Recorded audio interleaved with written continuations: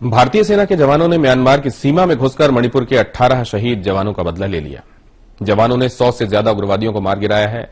सरकार ने कहा है कि भारत के अंदर हमला करके भागने वालों को कहीं भी छोड़ा नहीं जाएगा। राष्ट्रीय सुरक्षा सलाहकार अजीत डोभाल अब जल्द म्यांमार जाएंगे और उग्रवादियों के खिलाफ ज्वाइंट ऑपरेशन के संदर्भ में चर्चा करेंगे। भारतीय सेना का बदला, म्यांमार से पाकिस्तान तक दहला। जी हां, म्यांमार की सीमा में घुसकर भारतीय सेना के जवानों ने जिस तरह 100 से ज्यादा उग्रवादियों को मार गिराया, उस कारनामे के बाद भारतीय सेना की बहादुरी एक बार फिर सबकी जुबां पर है। ये जो ऑपरेशन हुआ है म्यांमार में, ये एक बड़ा जरूरी था और हमारे जवान जो हैं इतने बहादुर हैं कि आप देखिए कि ना इसका किसी को पता लगा ना लगेगा, लेकिन ये प्लानिंग देखो कितनी अच्छी है। तो हमारी फौज के जो टॉप ऑफिसर्स हैं, जो जवान हैं, वो बहुत ही अच्छे हैं। गौरतलब है कि 4 जून को मणिपुर में सेना पर हुए हमले के बाद सेना को खुफिया जानकारी मिली थी कि उग्रवादी गुट फिर से हमले की योजना बना रहे हैं, जिसके बाद भारतीय सेना ने म्यांमार की सेना के साथ मिलकर वहां छिपे उग्रवादियों के खिलाफ जवाबी कार्रवाई की। सरकार ने साफ कर दिया है कि जो भी भारत की तरफ आंख उठाकर देखेगा, उसका यही अंजाम होगा। अगर चुस्त रहे होते तो इस तरह का शायद हादसा नहीं होता, पर क्योंकि पिछले कई वर्षों से, कई दशकों से इस किस्म की वारदात हो नहीं हुई थी, तो हो सकता है कि हमारी इंटेलिजेंस एजेंसी थोड़ी सुस्त हो गई हो।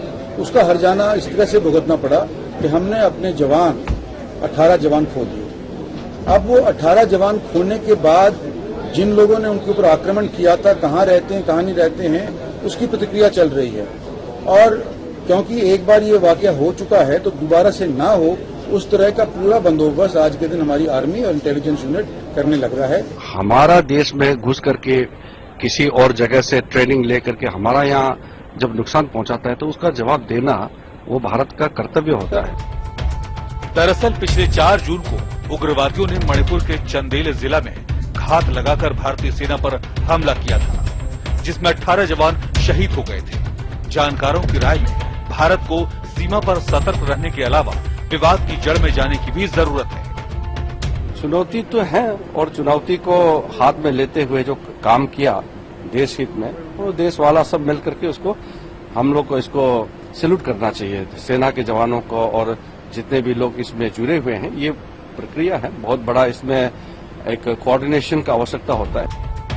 भारतीय सेना के म्यांमार ऑपरेशन की कामयाबी के पीछे राष्ट्रीय सुरक्षा सलाहकार अजीत डोभाल की बड़ी तैयारी को माना जा रहा है।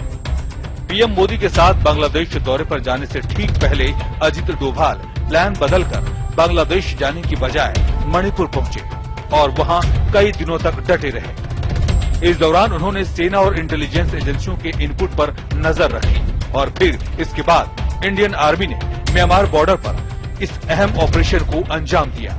जाहिर है म्यांमार की सीमा में घुसकर की गई इस कार्रवाई से पाकिस्तान के भी कान जरूर सन्न हो गए होंगे। समय के लिए ब्यूरो रिपोर्ट।